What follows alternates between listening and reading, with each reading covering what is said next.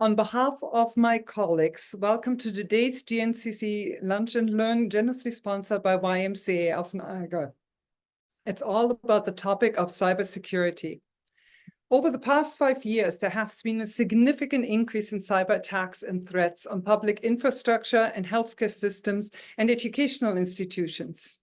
Businesses were not immune to them either. Headlines focused on cyber breaches dominated the news. Headlines about Sobeys, Indigo, IKEA, Suncor, to name just a few. Between 2019 and 2023, the frequency of security breaches has spiked by 20%, rising each year. And the average cost of a data breach for Canadian organizations across all sectors now sits at $5.4 million. Resulting in both businesses and the Canadian government renewing measures to strengthen cybersecurity. As organizations navigate digital security in today's interconnected world, safeguarding one's business is paramount. What we are aiming to do with this webinar is to unravel the intricacies of cybersecurity, the threats detection to risk mitigation strategies, by providing practical insights and actionable steps to fortify your digital defenses. This is a journey to empower your business against cyber threats, while at the same time, we won't want to just look at how do we survive it, but also taking a look at how can we thrive in a digital realm. My name is Mishka Balsam, and I will be your moderator for the next hour. And with us today, we have the president and co-owner of B4 Networks, Bryan Lachapelle. But before I'm passing the screen over to him, it is my great pleasure to actually introduce our Lunch and Learn sponsor, the YMCA Employment and Immigrant Services of Niagara, a steadfast partner in our Lunch and Learn series. Their support is invaluable as they offer employment programs that assist job seekers from entry-level positions to senior roles, making the job search journey more manageable. And for employers, they provide extensive employment service programs as well. And now, without further ado, let's hear from Kuda Buhera, Employer Link Recruitment and Training Specialist of the YMCA. Kuda, over to you. Thank you so much, Mishka. Good afternoon, everyone, and a very warm welcome to our Lunch and Learn event, graciously hosted by the GNCC. My name is Kuda, as Mishka pointed out, and I am representing the YMCA of Niagara Employment and Immigrant Services, the sponsor for today's event. I serve as the Employer Link Recruitment and Training Specialist, and honestly, it's truly a pleasure to represent the YMCA organization at this event. Now, before we get into the heart of our discussion, I'd like to extend my heartfelt gratitude to each and every one of you for taking the time out of your busy schedules to join us. Your presence emphasizes the importance of the work we all do in the Greater Niagara region, and it's very much appreciated. Now, at the YMCA of Niagara Employment and Immigrant Services, we are dedicated to providing employment services that help address the needs of immigrants, newcomers, and generally individuals that are facing barriers to employment within the Niagara region. We do offer a wide range of programs and resources designed to equip newcomers with the skill set, knowledge, and confidence that they need to truly succeed in their careers and make many meaningful contributions to the Niagara region's economy and ultimately, hopefully, the Canadian economy as a whole.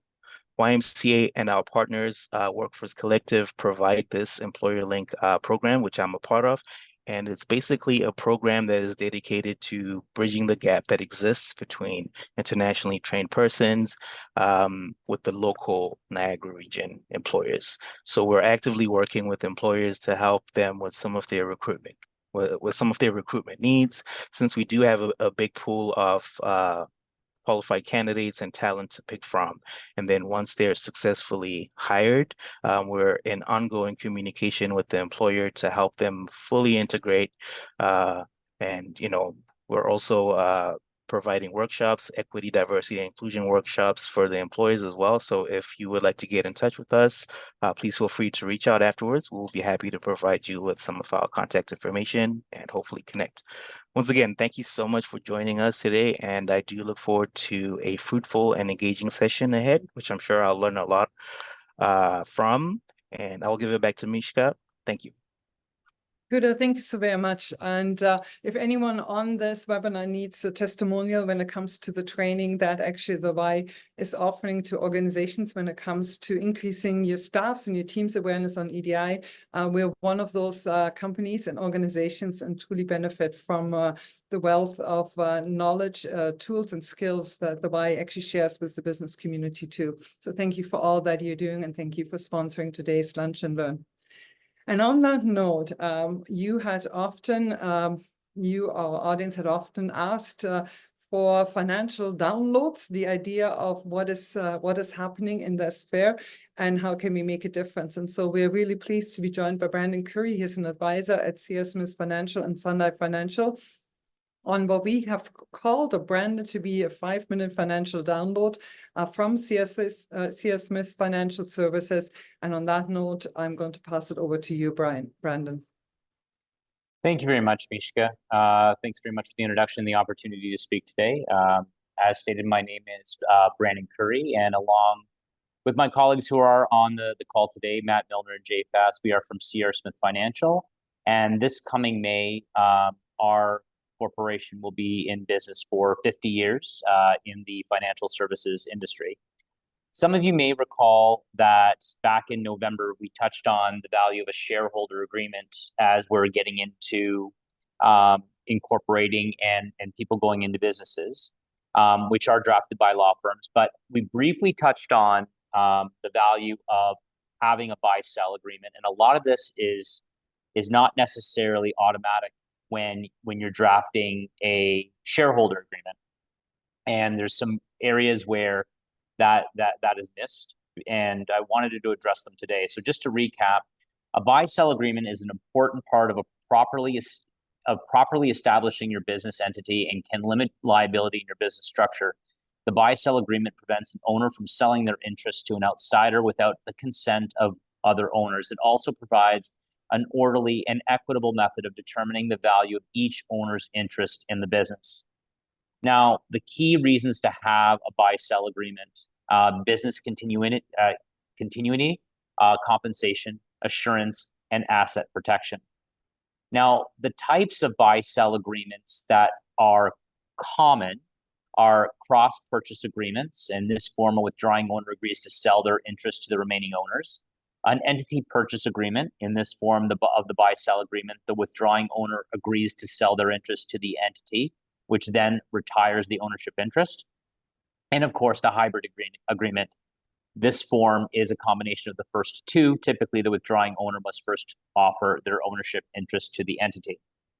Now, also on top of that, there are provisions within the buy-sell agreement on what happens if an owner prematurely passes away, or in some cases, which I'm more advocating for, is if that owner becomes incapacitated in any regards regarding a critical illness or a disability, which if you're younger, that is more probable than death. But another unfortunate, I just want to get a little personal here. In 2023 was a pretty hard year for a couple of my clients. I've witnessed in 2023 4 parents have to bury a child. And to say that person went back to work the very next day or within the very next couple of months is a bit of a stretch. Fortunately, they had these clients of mine had great lawyers. They had a orderly transition with their buy-sell agreement. And they had order in place to not only ensure the business, but to ensure the partnership kept running and that there were steps taken in order to maintain this business. I strongly urge everyone on this call that if you do not have a shareholders agreement or if you do not have a buy-sell agreement that is incorporated within the shareholders agreement, you can reach out to us, or more importantly, speak to a law firm and make sure this is done properly. Do not go on the internet. Do not try to Google this. Speak to an expert. That's why there's lawyers, and get it done. And then by all means, take it to a certified financial planner or a financial planning house, and they can help you finance that transition. Thank you, Mishka. Bryan, thank you so very much for this quick glimpse at something that I think is really critical. I think is to really being prepared for all possible outcomes or scenarios that we might be facing, and it actually ties in perfectly with the topic for today's webinar as well. And but before I'm going to say goodbye to you, Brandon, I just wanted to wish you and your colleagues a wonderful 50th anniversary for your organization. That's quite an accomplishment and worth celebrating, probably not just early on this year, but probably all year long. So congratulations to you. Thank you. And on that note, it is my great pleasure to actually introduce Bryan Lachapelle, the president and co-owner of B4Networks, Inc., a leading IT managed service provider in Canada. With a diploma in computer engineering from Niagara College, Bryan founded B4Networks in 2006, nearly 20 years soon to coming up, bringing a fresh perspective after working with local computer service firms. He's not just a tech guru. Bryan is on a mission to revolutionize local businesses through technology, firmly believing in providing a professional and honest and dependable services. Beyond B4Networks, Bryan is a cybersecurity speaker, tech co-author, and mentor to IT service providers across North America. He volunteers with Niagara College and serves on the board of directors for the Welland-Pelham Chamber of Commerce. And when not shaping the tech landscape, Bryan cherishes family time, indulges in outdoor activities, and actively contributes as a Canadian Forces officer. In every role, Bryan embodies leadership, innovation, and a dedication to bettering both business and community. And we're honored to have you with us, Bryan, on this so very important topic. So thank you for being here.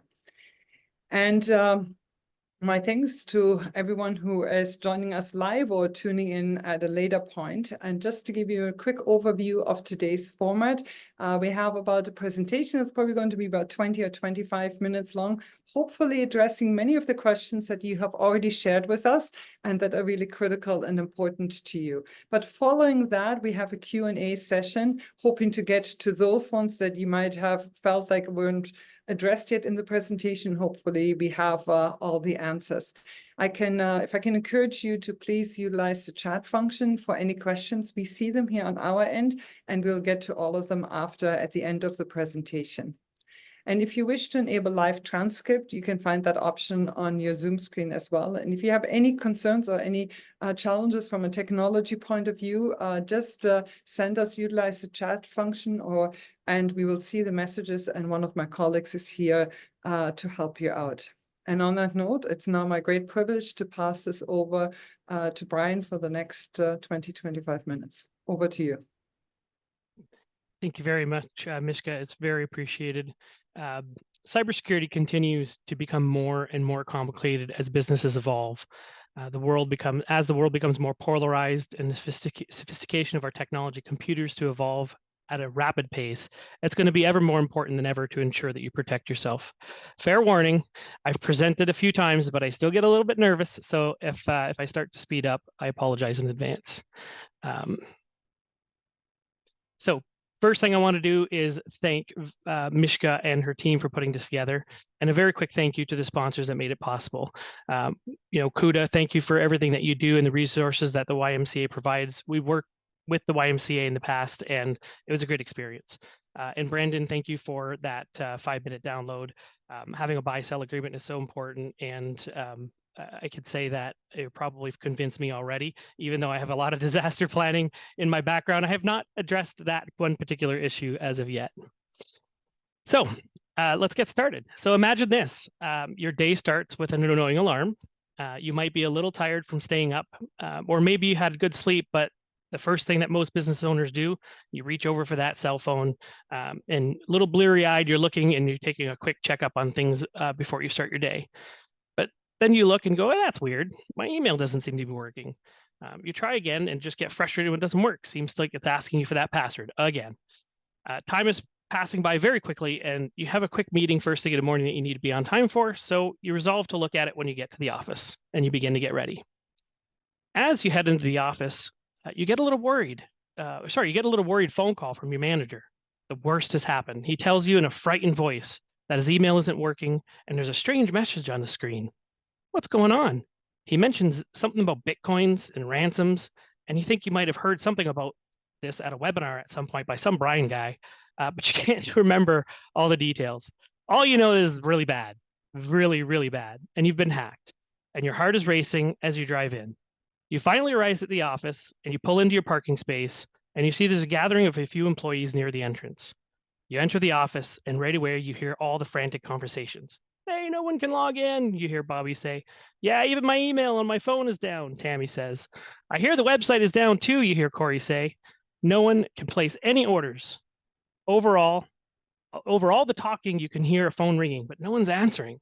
Samantha, you say, why isn't anybody answering that phone? Oh, we don't want to do that. Everybody who's called in so far has been super angry with us. They say that our company's been sending us, our company's been sending them all sorts of emails, and their IT department says that they're viruses or hacking attempts or something. Your heart starts spinning, your clients are angry, your computers aren't working, your emails are down, no orders are coming in on the website. What are you going to do? Hi, everyone. My name is Bryan Lachapelle. And before we get started, I'd like to say that my usual presentation is typically about 45 minutes. So we're going to get a little bit of a condensed version today. But the good news is that we're still going to cover some very important topics. And I hope by the end of this, you'll come out a little more insightful than when you came in. Plus, we have lots of time for questions and answers at the end. So today we're going to be covering two major things and one small little bonus. The first is what is the biggest security threat that any business has? And number two, what can you do about it? What are the specific things that you can do right now in your operations to improve? But let me just stop right there. I also wanted to let you know about a few goodies that we're going to be offering at the end of my presentation as a special thank you for staying with us to the end. So if you stay tuned, I'll tell you how you can access a detailed report on cybersecurity best practices. So if you miss any things I say, plus there'll be a lot more things inside that report. I'll give you the opportunity to register for upcoming security tips that will be going out weekly. We're probably going to start it next month at some point. And for a select few of you, I'll be offering a very special no-cost way of finally getting to know how vulnerable you really are. So stay tuned. But at this point, you might be wondering, who the heck is this guy and why should I listen to him? Well, my name is Bryan Lachapelle, as I mentioned, and I've had the privilege of working with some of the most talented technologists in Niagara through a company that I founded, B4 Networks. I like to say that I like to help organizations be happy with technology, if that's even possible. But more importantly, my goal, my mission is to help businesses like yours become their own greatest that they can possibly be. And we do that by leveraging available technology in your business. I'm also the author and co-author of many reports designed specifically for the small and medium-sized business market, all of them available on our website. And I've made it a mission of mine to speak at various industry events. So everything from cybersecurity webinars, an Unhacked podcast, and a few more. So before we get started, I want to take a look at, crime in general and crime and how, we have to take a look at how we got here and where this is all coming from. So let's start there. In the past, the first crimes were typically one-to-one, give me your wallet, kid kind of stuff, right? Then as time went on, one or two people were able to steal from many, like a train holdup. All right, everybody, don't make a move and you'll be okay. Give us all your stuff. Today, with the advent of technology, crime has gone cyber and global. Cybercrime now allows one individual criminal, or in most cases, an entire criminal organization, to go after millions of people at the same time. However, it's more important to realize that the people that commit these crimes, they aren't really who you think that you think they are. They aren't some hacker in a hoodie in the basement somewhere trying to get, some fun, although yes, those do exist. The majority of these bad actors today are committed, majority of these threats today are committed by very sophisticated cyber criminals. These are organizations that treat their operation like a business, because to them, it is a business. They have company meetings. They analyze their business for what went well, what didn't, and where to improve. Yes, they have metrics, quarterly objectives, and daily quotas. And believe it or not, they even have company picnics. In some cases, the majority of the staff don't even know the true nature of what they do. And if that wasn't bad enough, some organizations are even state-sponsored with the sole purpose to destabilize the world and wreak chaos. And I just read, this sort of off script here, I just read today that there's one of the countries in Southeast Asia, 100,000 people who are essentially held hostage to scam North Americans and Europeans. Very scary stuff. So if all that doesn't make your head spin, let me add a little bit more. You've all heard of software as a service, right? Well, welcome to crime as a service. And like everything else today, it comes in easy to consume subscription plans. After all, the people that make the most money in the gold rush, they weren't selling shovels. They were selling shovels, not digging for gold. That's right. Step right up with all your cybercrime needs met in one place, providing hardware and software solutions. And you know what? If you need help using our tools, not our tools, criminals' tools, during your crime adventures, welcome to the Cybercrime Help Desk. And of course, like any business, they must protect their business model, right? So yeah, they even have customers, their customers, sign a cybercrime code of conduct. If you want to use their services, you have to agree to be an honorable criminal when dealing with victims, or as they like to call them, their clients. You see, the developers of the tools, they want people to continue paying these ransoms. So the subscribers of their software as a service have to, using to extort victims, they want to make sure those victims continue to pay the ransom. So once the victim pays the ransom, they have to make sure that those victims get access to their systems again. Otherwise, word will get out that paying doesn't get you your systems back and people will stop paying. So if you want to use the software, you have to agree that if the client pays the ransom, you must restore their networks and help them if they are unable to do so. I didn't cover all that to make it feel hopeless. There are a lot of things you can do right now to protect yourself. But the first step is to admit that this is a problem and doing something about it. So let's dive in. I mentioned that I'd address the #1 security threat to your business today. So what is that security threat? Well, believe it or not, you are. Specifically, you and your employees. Okay, stay with me here. So how are you and your employees the biggest threat? By having the wrong mindset. Many people that I've met with personally say things like, I'm not at risk, I'm too small. They aren't after me. Hey, I don't have anything of value anyway. Well, that's just plain wrong. As we've already just learned, the truth is they aren't after you. They're after everyone and anyone. And if you don't think you have anything of value, your clients might think differently. Your staff might think differently. The first way you and your business are the biggest risk is complacency. As the former CEO of Intel once said, success breeds complacency and complacency breeds failure. In this case, success for you is that, well, you haven't been hacked yet. So you must be doing something right? The reality is that we all wear seatbelts, not because we expect to get into an accident every day, but to protect against the possibility of being in an accident. Cybersecurity should be treated the same way. The second way that you and your employees are the biggest risk is a lack of training. Even with all the security protections like security guards, bars on the windows, lock on the doors, alarm systems, if an employee goes around and puts something to hold the back door open and a criminal sneaks in, there's not a whole lot we can do to prevent that. And we aren't suggesting your team is doing anything malicious. Sometimes they just don't know what they don't know. So let's think for a moment. When you fall victim to a cyber attack through no fault of your own, will they, the media and the public, call you irresponsible? Cybercrime is one of those weird crimes that often the victim is blamed, even when they took every security precaution reasonable. Imagine what they'll say if you were complacent. So what we're going to be going over today is all the things that you can do to ensure that you aren't the low-hanging fruit on the tree. So let's get started. Here are the 7 best practices, and there's many more, but these are just the ones that I felt were the most important today that you can put in place today. Fair warning, we won't spend much time on these. So if you want more details, I'll present a link at the end where you can access more information. Before we get started, I like to say that, cybersecurity should be like an onion.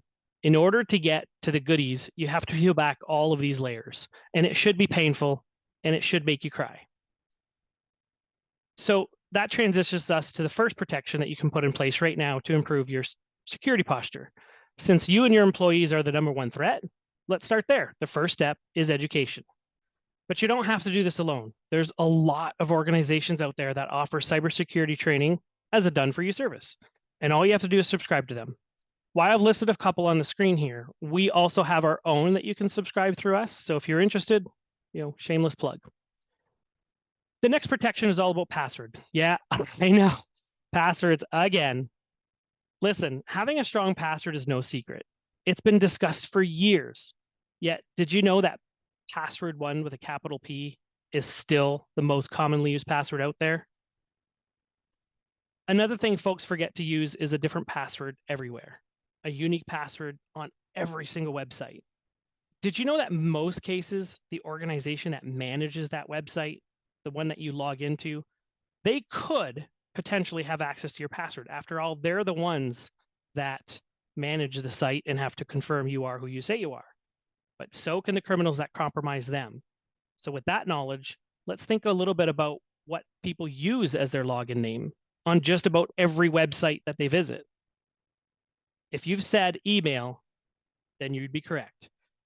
And if you use the same password on their website as you do for your own email, well, the criminals now have everything they need to break into that email. And so does any criminal that breaches them. Side note, I know that most of you won't use a 100% different password at each site. So if you aren't going to do that, which I do recommend you do, if you don't, at the very least, you should have two things that are absolutely 100% unique, and that is your email and your banking passwords. I think it goes without saying on why.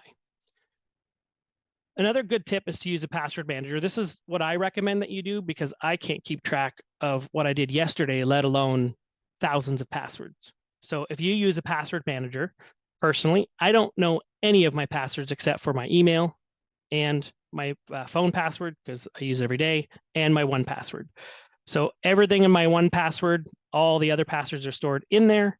And then from my phone and my computer and any other device I use, I just have to know how to log into that.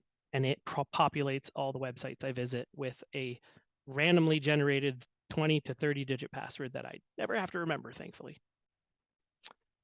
Last on the password front is to enable multi-factor authentication or two-factor authentication everywhere that it's available. So basically, if you're not familiar with two-factor authentication, it's when you need two things, either something you are, something you know, and something that you have. In most cases today, it's usually a password you remember and your phone. So to access the account, if you have two-factor authentication enabled, a criminal who gains access to that password would also need access to your email, or sorry, your phone to authenticate. And that's a much harder thing to do. Side note, again, I know some of you in this room might not be using 2FA or might think it's far too cumbersome. So if you're one of those people, I still recommend you use 2FA everywhere. But if you're going to skip this part, I would at least encourage you at minimum to enable 2FA at your bank and your company email.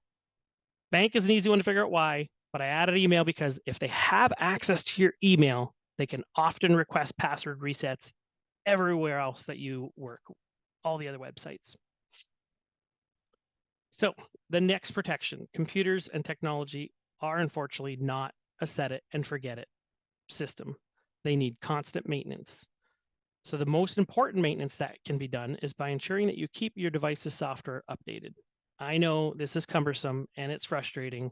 Those pop-ups come up all the time. Hey, update your app. Listen, anything made by human beings can be defeated by human beings. And boy, are we good at making mistakes. And the criminals are great at finding those mistakes and flaws to exploit them. As mistakes are found, manufacturers will plug those holes, they'll fix those mistakes by releasing updates. But if we aren't installing those updates, we're making it easy for the criminals. These updates should be done regularly and as soon as possible. In many cases today, the higher priority updates, insurance companies want you to make sure to update those within 14 days. Side note, did you know that one of the most successful viruses in May of 2017 was called WannaCry worm? You probably heard this all over the news because it was everywhere. This worm took advantage of flaw that was discovered and patched 2 full months earlier. Had folks patch regularly instead of compromising 230 systems in less than, I think it was a month, it wouldn't have gone anywhere. And the most surprising thing is that WannaCry is still active to this day. And that's many years later where those updates have been available the whole time. Next up is to continue using your standard security, but add in threat hunting. So for a long time, our cybersecurity, like the industry, not just us, focused primarily on preventative measures. Think about, for example, if you went into a large sports arena, there are turnstiles where staff can scan your ticket, let you into the building, and imagine you're trying to get in without having a legitimate ticket. You would be stopped before you even got inside. So if you're a bad actor, you would invest in ways to make your tickets look more legitimate. We in IT use tools like firewalls, antivirus, email security, content filtering, things like that to scan for legitimacy of an application or data before it enters your IT system. And that's all done in an effort to stop the bad actors before they gain access. So of course, what do attackers do? They respond to these preventative measures and are now finding very unique ways to still get through. So what happens when they do get in? That's why we now add threat hunting to the mix. Insurance often requires threat hunting now, and it's sometimes called endpoint detection and response, or EDR for short. Threat hunting, EDR, essentially, they're basically looking for signs of an intrusion. This is done by either finding the little breadcrumbs that an attacker or malware would leave behind, or by looking at the behavior of what's happening on the computer. Even if the file or data that you're using doesn't look suspicious or doesn't look like a virus, it's looking at what it's doing and seeing if that is behavior that is typical. And if something is suspicious that is found, even when no virus were actually found, EDR can sort of do shields up, raise the shields for that particular system so that nothing else can happen with that system. Nothing can get out, nothing can get in other than us take remediation steps to get you back up and running. In addition, if you use Office 365 or Google solutions, you should consider something like cloud threat scanning solutions. While Office 365 is now a really large and ever-expanding productivity tool, it's become a magnet for cybercriminals. You've probably heard of people getting their email compromised. By having what we call an MDR for 365 or something similar for Google, you're essentially adding in a small tool that is scanning for suspicious behavior on Microsoft systems. So it's looking at logs. When you log into Microsoft's 365, it registers where you're coming from, how you're logging in, did you get the password wrong a couple times before you succeeded. And if somebody logs into you from a suspicious way, like maybe they're using a commercial VPN that you don't normally use, or you have suspicious email forwarding rules set, those things that are not typical antivirus will be able to detect, this is able to detect it. Okay, so let's move on. We've all heard that we should have backups, but did you know that backups are one of the last line of defenses? If all fails, we revert back to the backup. And unfortunately, many backups are set up incorrectly, or even aren't even working. Or worse, they are working, and they say they're working, but they're not covering your critical data. So while it's important to back up, it's even more important to regularly test those backups. So regardless of who is doing your backups today, if it's me, if it's somebody else, you should be requesting critical files to be recovered at minimum once a month. Just pick a random file from a couple days ago and say, hey, I want you to recover that as it was 2 days ago, and have them recover it. If they can't, you're in trouble. Additionally, we want to keep both backups on-site in your office and off-site for full disaster recovery, preferably in a read-only state where you can send the information to the backup cloud, but you can't then remove it from there. And did I mention to test your backup? The backup is only as good as the last time you tested it. So if I can't stress this enough, test your backup. All right, this next one might be a little hard for some of you. I know it was very difficult for me. I'm looking at all you bosses out there. The number one thing is to please ensure that you don't give access to files and or systems that the user doesn't require. I've seen many folks give access to files to everybody, claiming that, well, they have nothing to hide, or there's nothing anyone can't see, so who cares? Well, the least privilege rule is that you only give access to what people need, because if they have access to it, so does any virus or hacker that finds their way around their system. Even at my own company, my own user account that I use to log in every day, does not have access to all parts of our network, doesn't have access to most files. It only has access to what I need to do my day-to-day job. So if a user's device is compromised, the criminals can access anything the user can. And that means if you have access to everything, so does the criminal. In other words, just because you're the boss doesn't mean you should have access to everything, because you will then be the real security weakness in your organization. So if you have to have access to everything, just from a, I'm the owner perspective, have a separate account set up that you don't log in every day with, that you can log in if you want to access the rest of the network. So this might come as a surprise, but the reality is not if you will be hacked or compromised, but when you will be compromised. So we should always operate on the assumptions that we will have a breach at some point in time and plan for it. So an incident response plan is essentially a documentation of all a predetermined set of procedures and things that you will take action. That includes 3 things. 1, everything that you will do before a breach. That includes planning, preparing. What are the ways that people can get in? How could we mitigate those plans? How could we reduce risk? Insurance, right? Then if you do get a breach, or during a breach, how can we even detect if somebody has breached us? How do we contain the breach? How do we stop it from spreading? What are the things that we have to do to prevent it from going anywhere else?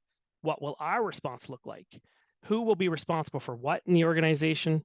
What do we have to report? Who do we have to report it to? And how will we assess the damages and decide what to do next? So those are all things that you should be talking about in your incident response plan. And then in your incident response plan, you should also have, what will you do after a breach? How did the breach occur? What steps can we take to mitigate those in the future? And how did our incident response plan work? Was it adequate? And then you start back over, repeat planning, preparation, and move forward. We do have an example of an incident response plan created by the Government of Canada. It's available on the website, and a link I'll be sharing shortly. So a famous quote by Robert Mueller. He's the former director of the FBI. He said, "I'm convinced that there are only 2 types of companies, those that have been hacked and those that will be. And even that is merging into one category, those that have been hacked and will be again." That was said in 2012, 12 years ago. I'm confident that I can say that at this point in time, we're in that second category. Yes, I've personally been compromised at some point in the past. I mean, thankfully, the majority of my clients haven't under our watch, but it happens. Things get sneaked through. So final thoughts, and this is my own opinion. Anyone that tells you that they can protect you 100% is either lying or incompetent. Even our own government, with an endless supply of your money, my money, our money, can't 100% protect their system. So the best we can do is to reduce the risk and be prepared, and not be that low-hanging fruit. So really quickly, just sort of my one-minute pitch. If you found value in my presentation today and you'd like to take action, I have an offer for everybody. In a few moments, I'll be putting up a QR code up on the screen that will direct you to a web form to request a third-party assessment. It's an unbiased third-party assessment. Normally, these things cost a couple $1,000s each. I will pay on your behalf for up to 5 companies. We can't do this for everybody, so we will probably only be able to do it for about 5. If you fill in the form, we'll evaluate everybody and we'll sort of go from there. So here's sort of that link. Here's what's going to happen. After you scan this code or you visit the website listed, you'll find a quick form. I'll have my team contact you, ask you a few questions. We'll send you information on how to have our third party run that scan.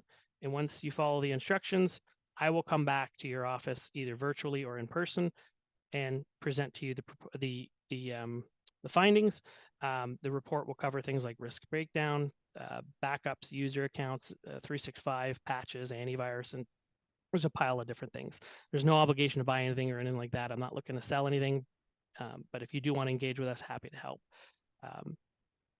And lastly, I did mention that we would have access to the incident response template. So if you want to access that, the report and other free resources, you can scan this QR code or go to that website, and I will put that up at the very end as well. So that's it. Thanks, everybody. And I'll re-put up those links, and if there are any questions, I pass the floor back over to Mishka. Bryan, thank you so very much for the presentation. I'm not sure if I feel better now than at the beginning of it, but I think all of our minds are likely racing with a high number of questions. And when I look at the chat function, actually, there's quite a few questions that have come forward too. And please know to all of our participants here today, we're committed to getting to all of them. So maybe I'm going to start out with some of those questions and then get into some of the others that people have texted to us or had already pre-submitted ahead of time. So I'll start out with one, and I think it's really an interesting one. It's related to Apple products. And the question had come forward, do they need antivirus software on Apple laptops? And I think it's a question that many of us had over the years, and we would really appreciate your insight on that. Yeah, I mean, Apple has made major inroads into acquiring market share. I don't know the exact number of market share they have today, but as we move away from having desktop applications and moving more towards cloud-based solutions, the desktop really is becoming less important, having a specific operating system. And so a lot of folks are using this opportunity to jump over into things like a Mac, where in the past they wouldn't have been able to use one because maybe they had an accounting software that only worked with Windows. Well, today that's becoming obsolete. As you know, we can use accounting applications online every day. And so because that market share is growing significantly, it becomes a bigger attack footprint. And so the short answer is yes. Macs are vulnerable to all sorts of different types of compromises, maybe a little bit less so than Microsoft. But that's just a matter of, again, market share and what has been successful in the past for the criminals. They will always use what's going to get them the biggest bang for buck. And in the past, that was Microsoft. And that's slowly starting to change to mobile devices and Macintosh products or Apple products. Okay. Thank you very much. I think that's very helpful.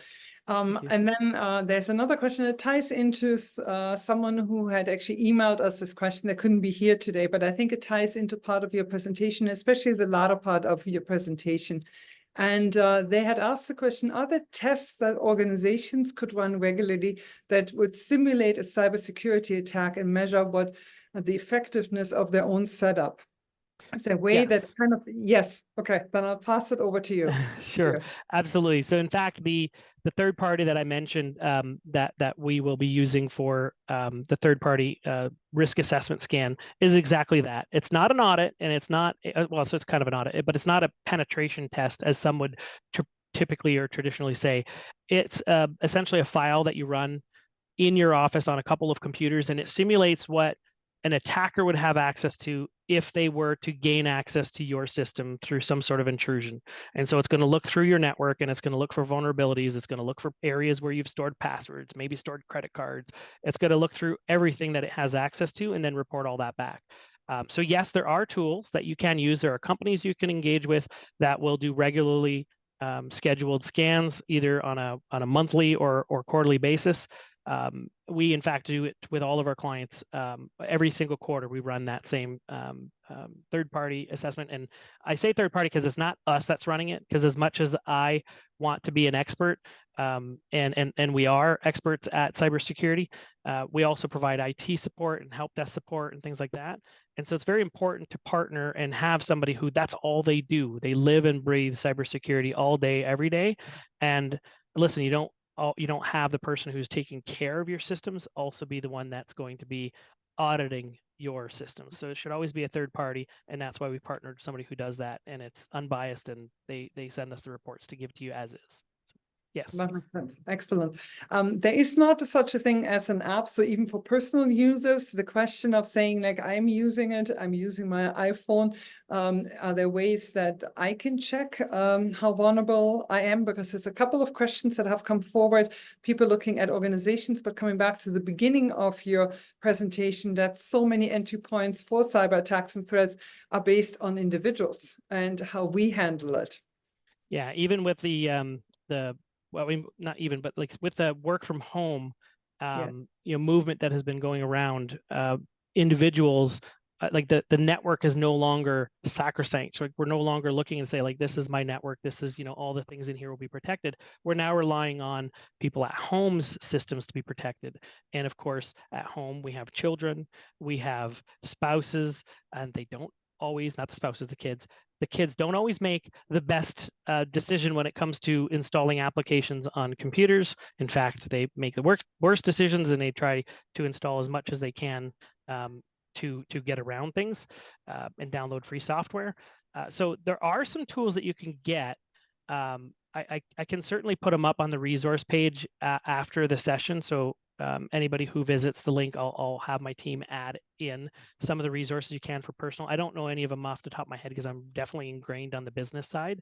And on the business side, while you can do it yourself, it's highly recommended to partner with an expert. Kind of like if you're looking to put together any kind of buy-sell agreement, you're not going to want to write that up yourself. You're not going to want to Google it. You're going to want to partner with somebody who knows what they're doing. So the same applies here. Thank you very much, Bryan. We appreciate it. And we'll link everyone to that resource page at the same time. So our world and how we live and how we work has significantly changed over the last 3 years. 23% of Canadians would be willing to work for an organization that doesn't allow employees to work remotely. It actually says that 77% are really looking for an employment where work from anywhere offers flexibility and creates a larger, offers them the flexibility, but while at the same time really creating a larger threat surface to anyone. In that context of remote work, and you brought it up as well, what are the top 3 security measures businesses should prioritize to ensure a secure virtual work environment for their employees and for their organization? Okay, this is a loaded question because there's a lot of things that we can do. So number one is there's technology around today that it's called zero trust networking. I won't get into the specifics, but essentially it's a piece of software that gets installed on all the computers that the organization utilizes. So if you're working from home and you have a company supplied laptop or desktop, that desktop has this software on it. And essentially, as soon as you turn your computer on, you are connected to your company's network, whether it's an internal network or just a virtual network. And it's not VPN in the sense that you have to connect somewhere. It's just an always on zero trust. It's all the traffic that you have going into your computer is all going through almost like a company firewall, and it's scanned. The second thing is there are ways that if you have a lot of remote workers and you don't want to supply them with equipment and they want to use their own equipment, you can use either Microsoft tools or third-party companies.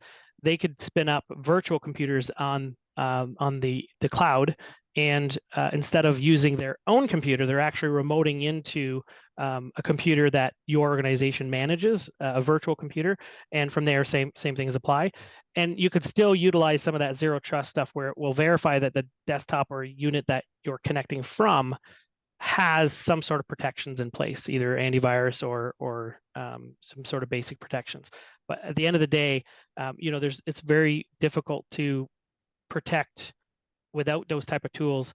Somebody working from home, because again, they're reliant on the entire network being secure, and that's just not possible when you have kids and spouses who are doing all sorts of random things, or even connecting to public Wi-Fi's and things like that. So really, I would recommend one of those 2 approaches I mentioned. Thank you very much. That's very, very helpful. You had hinted at it during your presentation too, and that was the question of cyber insurance. And this is another question that has come forward.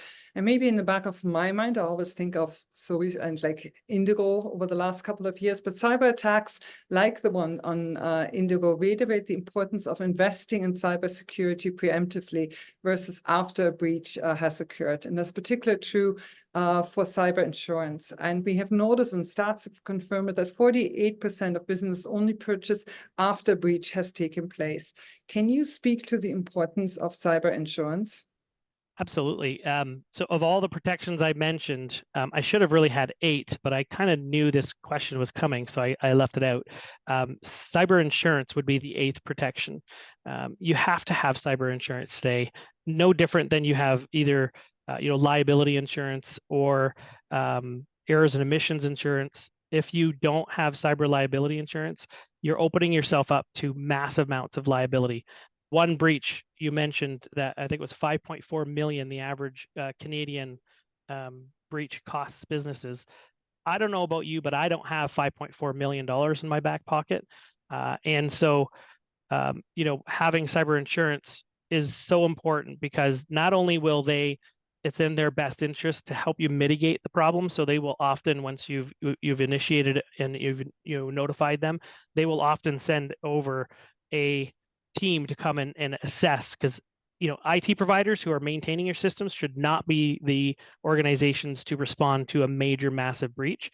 That should be handled by professionals who are in the auditing space, so they can do forensic analysis and identify how it came in, where it came in, who's at fault, all of that stuff. So yes, have cyber liability insurance, please. Yeah, I fully agree with you. This is a question from one of our attendees, and they're asking, do you have any comments on using multiple cloud backups versus a combination of on-site and off-site backups for protection of data? I mean, there's never such thing as too much backup. With that said, it could become so cumbersome that you may be tempted not to do it. So, my recommendation is having an on-site backup that is paired with a cloud-based backup. And the way that we typically would recommend is that, for example, every client gets their own account. It backs up locally to a small little backup appliance on site. That backup is then also sent to a cloud system on a read-only basis. So meaning that the account that's utilized locally to do the backups can only, a write once basis, I should say. It writes once and then it can't modify that backup once it's completed. And then it just adds another one, so on and so forth. And it keeps a history of past backups so that you can go back to any point in time. Because I've seen situations where a company was backing up and they only kept their backups for a week or two, and the intrusion came in months ago. And so, in order to get to a place where they were not compromised, required them going back to a backup that was significantly far in the past. Yeah, that makes sense. One question that also had to do with your presentation that came forward is that do cyber criminals companies utilize SaaS? Hoping to get some clarification on that, if those apps are the ones that are Absolutely. I think I alluded to it in my presentation, crime as a service. There are service providers out there. I mean, you won't be able to find them just doing a Google search, but there are providers out there that cyber criminals will reach out to. And instead of them having developed their own application or their own malware or their own virus, they will allow a creator who's created that software to rent it to them on an as a service basis. And in most cases, there's a cut of the profits that go back to that organization.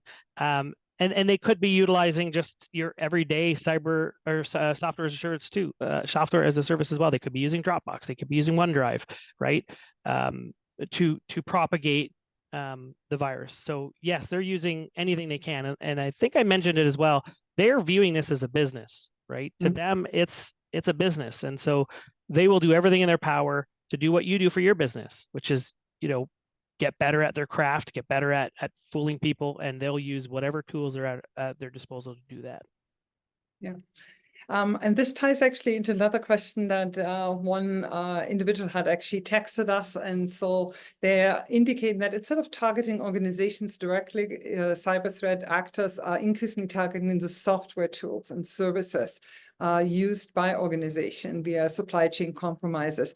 How does a business protect themselves and its tools and data when it comes to that? And are we at risk using some more than others?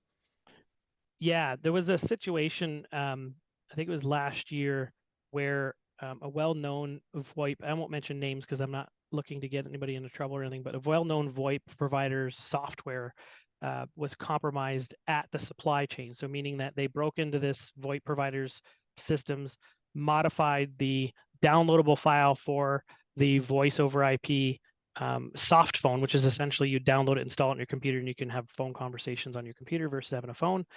They compromised that software through an update. And so when customers updated their soft phone, it downloaded that virus and that all those machines were compromised. But here's the trick. That organization, when companies were calling in and saying, hey, your software is being reported by the antivirus companies as a virus, they shrugged it off and said, oh, you'll have to deal with the voice or the antivirus companies. That's not our problem.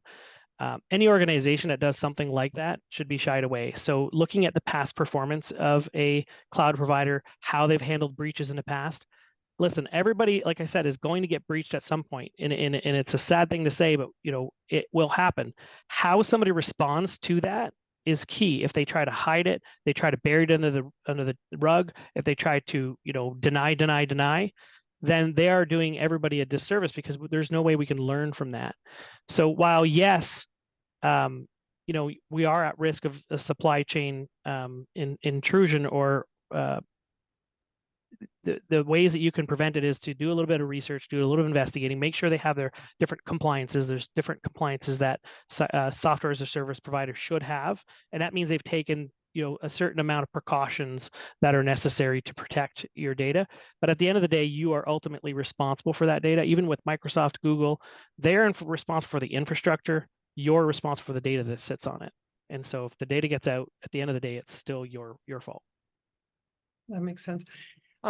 With the average Canadian organization spending about a little bit over 11% of their IT budget on cybersecurity, is that realistic for small companies? And I'm mentioning this because there are so many budget constraints, especially on the small to medium-sized businesses. And I think people are looking and saying, what are cybersecurity tools are important, the practices are important, but what are some of the cost-effective ways of implementing it?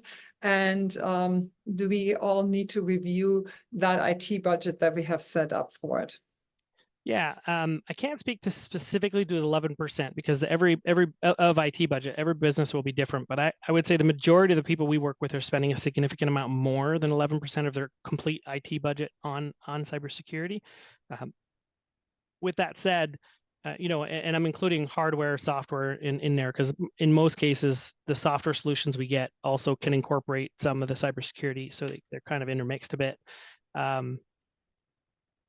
Cybersecurity should be looked at so I alluded to this in the presentation about having a incident response plan. That incident response plan is not a one-time set it and forget it. It should be reviewed on a fairly regular basis, and you should always be reviewing new applications, new tools that you've brought into the organization. How will that require you to update your incident response plan? What are the threat vehicles that now you're exposed to by having these new pieces of software or this new way that you're going to do business, and how can we mitigate those responsibilities? The idea is that as long as it's top of mind, you're going to do everything within your power to do it responsibly, and we just want to make sure that we're not the low-hanging fruit on that cybersecurity tree. So all said and told, you do need to have at least a minimum, and almost everything I've listed in my presentation should be in place for most organizations, and it's sort of like the bare minimum that you should be doing in your business for cybersecurity, and that could be pricey. I'm not going to lie, but what's more pricey is a breach, right? Losing your clients, losing the faith of your employees, and they're always going to blame. It's like I said, they're not blaming the criminals who are responsible for this. They're going, I can't believe they didn't do this and this or A, B, C in order to protect themselves. How silly were they? And they're not using the word silly. But yeah. Yeah, actually, you know what? And I think you're making a really good point, because often we think about how to protect our clients, our customers, but at the same time, what is also most important, how do we actually protect the data of our employees at the same time? And we have seen that in recent events and the impact that it has on a corporate culture. And that is quite devastating. There's one last question I think that we have time for, and Sure. it's an interesting one. Are businesses mandated to inform their stakeholders of cyber breaches? And at what time are they mandated to inform them? I know in the U.S. the answer is absolutely yes, 100%. There's duty to report, duty to inform. I know that the Canadian government has been working on new guidelines for duty to inform, duty to report. I don't know how far they're in it. I think it either has just been released or will be released shortly. There's a new cybersecurity document that is supposed to be released? I'll have to take a look. And the answer is I will find out and I will post it on that same page so we can get the answer. But unfortunately, I don't have it right in front of me at this time. I would say you should morally have a duty report, but legally, I don't know. Probably best question for a lawyer. Yeah, I think so too. Bryan, thank you so very much for being with us. My colleagues have actually posted a link to your website in the chat function for anyone who wanted to connect with you actually directly. And they also have the QR code from this webinar. 30 seconds for some closing comments that I can pass on to you that you would like to share? Sure. I hope that I've scared folks enough to take action, but not so much that they feel like it's a hopeless battle, because it really isn't. There's a lot of things that are happening in the world out there today. And if we do everything in our power to mitigate, then you'll be fine. You'll be okay. And if you follow some of the advice that I gave you, if you even make one small change, then I feel like that I've done my duty. And I want to thank you, the Chamber, and the two sponsors as well for the time today.